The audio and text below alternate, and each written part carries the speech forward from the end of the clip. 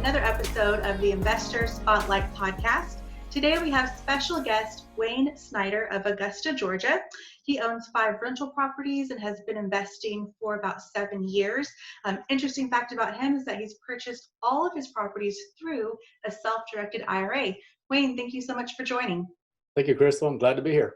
Great. Well, why don't you tell us a little bit about your background and what got you into real estate investing? Okay.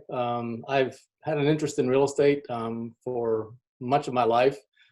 Just for various reasons, I never quite pulled the trigger on investing them into one. But 8 or 9 years ago, I started attending local real estate investor meetings when I still lived in Ohio, just to become more familiar with the process, network, meet people that are doing it, and try to figure out a way I could purchase property. Coincidentally, one of our meetings, vice president who worked for a self-directed IRA custodian came to our meeting and discussed purchasing property through self-directed IRAs. And this whole idea intrigued me. I went home and told my wife about it. As it happened about a year or so after this, my wife worked for a company that was going out of business, and they're trying to close their books on all their pensions and so forth. So they offered all the former employees an opportunity to either give them an annuity or give them a full payout. So we decided to go ahead and take the payout, or essentially roll that pension into a self-directed IRA. We opened up an IRA with this custodian. And with that investment, we went out and started looking for investment properties, bought our first rental single-family home with that money. And that was just a little over 7 years ago. So we've been doing that ever since, as we had money available in IRAs. As we left one job, rolled those monies from our IRAs into this self-directed IRA. And so far I've been able to we've purchased a total of 7 properties over the years. We've sold 2 of them, and currently we own 5 self-directed IRAs. That's a lot of growth for 7 years. Now, for those who don't know, what is a self-directed IRA? How is that different from a regular IRA that most people have? It's very much in some capacity like your typical IRA, where you buy stocks and bonds. The only difference is, rather than buying stocks and bonds, you can purchase real estate and actually several other investments, but we focus only on real estate as our preferred method of asset accumulation. You, as the individual, never take title to the property. The property is actually titled to this custodian, who is the IRA company. You, as an individual, go out and look at the property, make the decision to purchase, negotiate the price, all the conditions of the sale, and then involve the IRA company, and they involve handling the title closing. They do the title search and do the closing. So the title is held in the name of the IRA? Is entitled to the name of the IRA as custodian for you. It has your name as your IRA. It's especially your IRA account is the actual owner of the property. You personally do not own the property, although you are you control it. Decisions to buy and sell.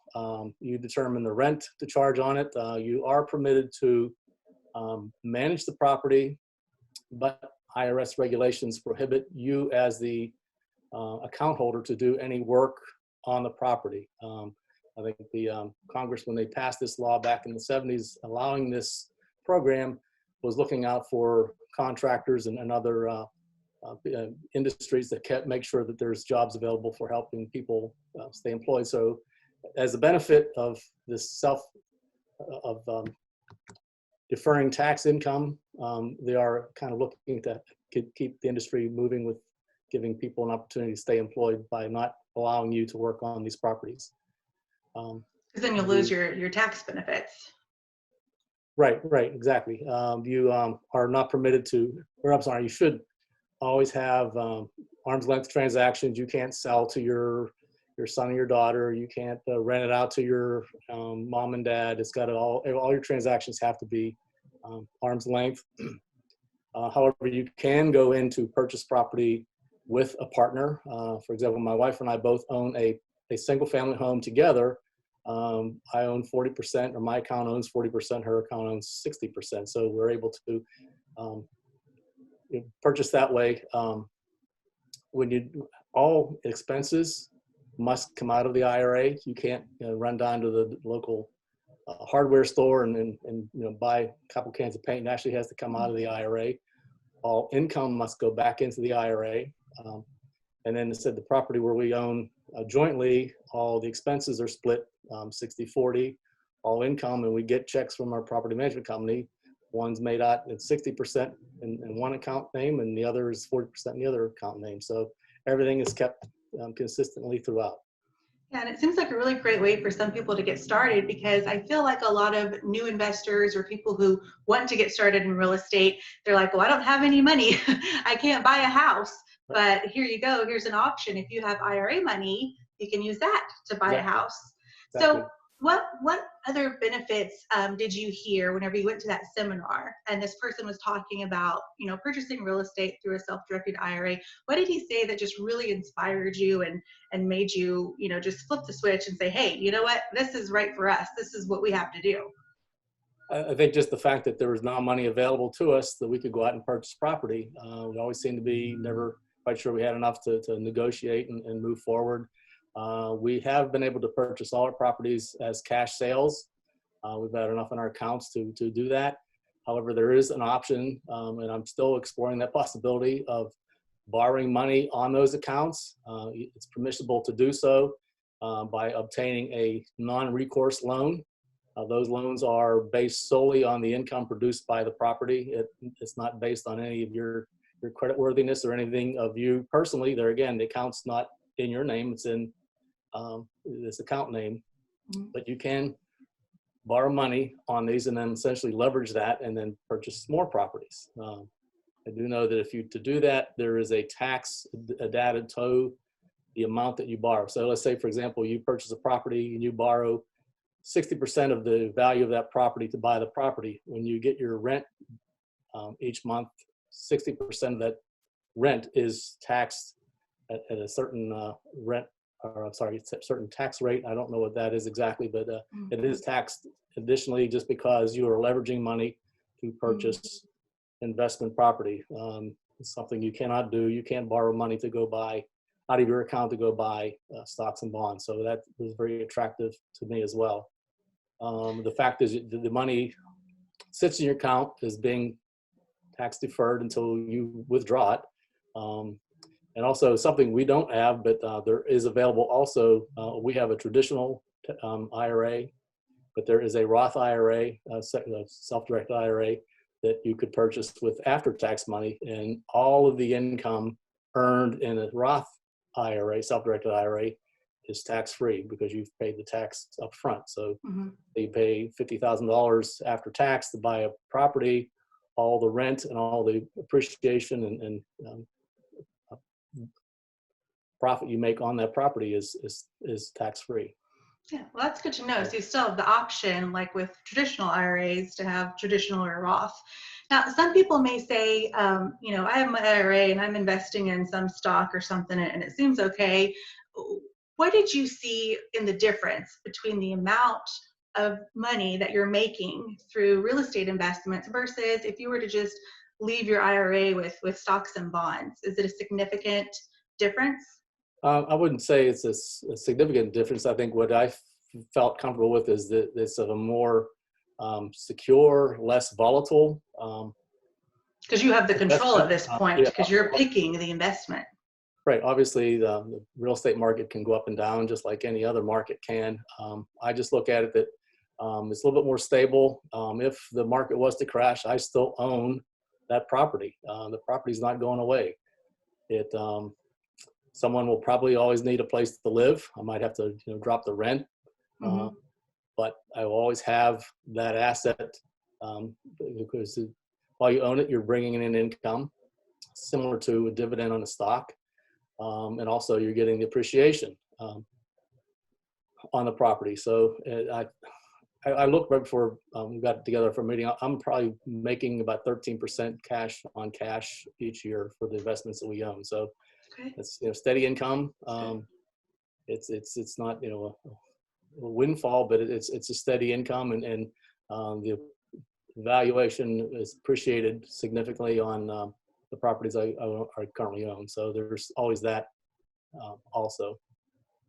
Yeah, so if somebody wants to find out more about self-directed IRAs and figure out, if they can do it, do you have any resources or where people can go to find out more information about it?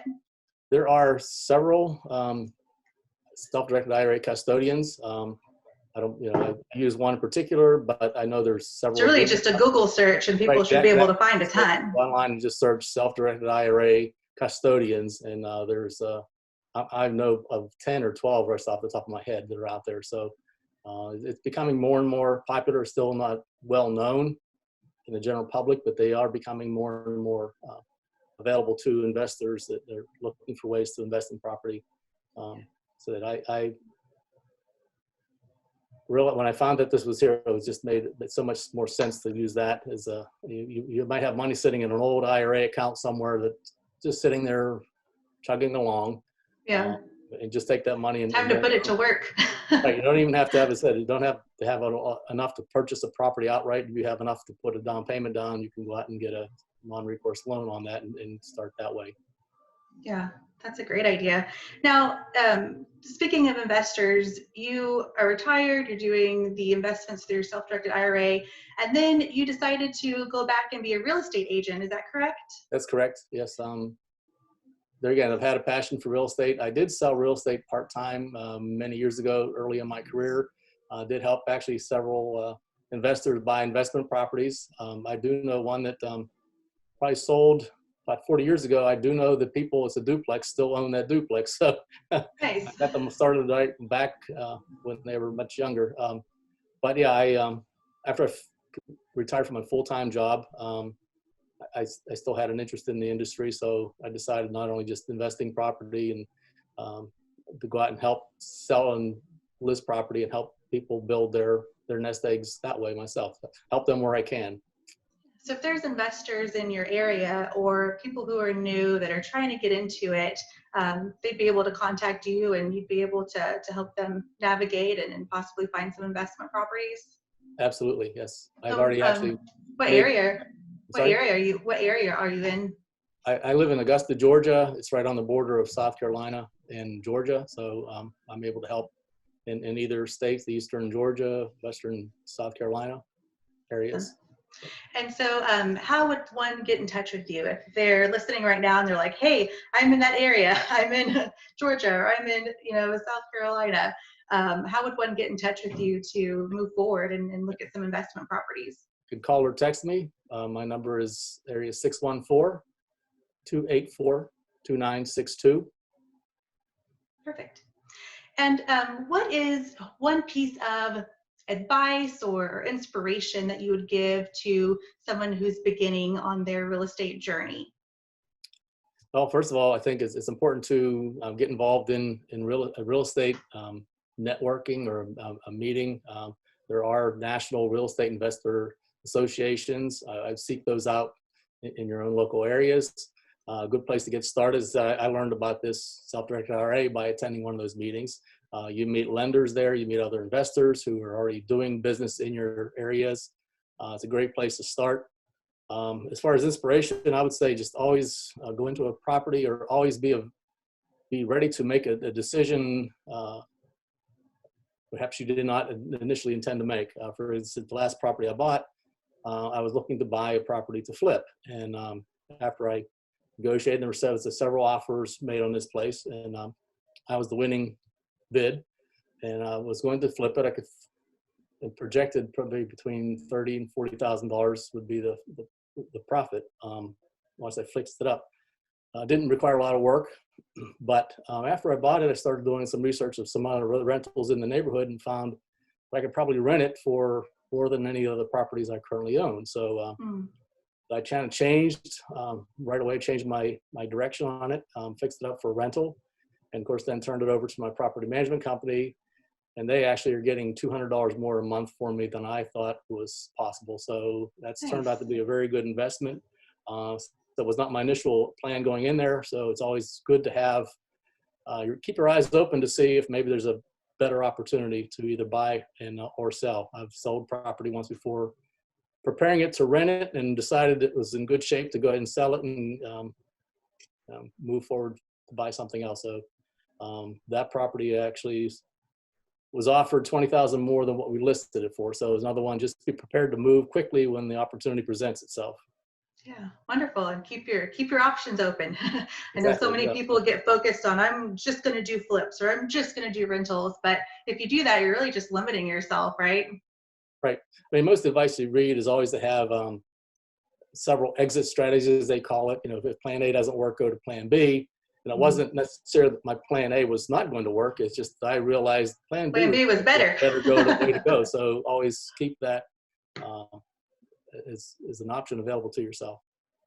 Awesome. Well, thank you so much for joining, Wayne. That's really, really valuable information. I think there's a lot of people that are going to be out there internet searching for self-directed IRAs. And we definitely appreciate the advice from an experienced investor. And again, hopefully you'll be getting some calls from people in your area so that y'all can connect.